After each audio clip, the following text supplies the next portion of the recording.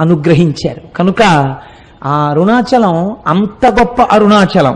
కాబట్టి చూడండి, నేను మీకు ఎందుకు విజ్ఞాపన చేశాను అంటే ఆ కొండ సామాన్యమైన కొండ కాదు.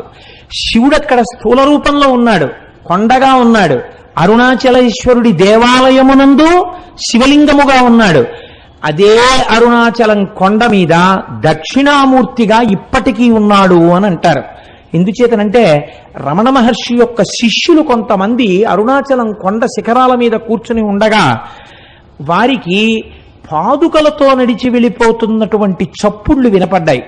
నేను సరిగ్గా చెప్పి ఉంటే పేరు, నాకు ఆ పేర్లు సరిగ్గా జ్ఞాపకం ఉండవు. చాడ్విక్ అనుకుంటాను, రమణుల శిష్యుల్లో ఒక ఆవిడ.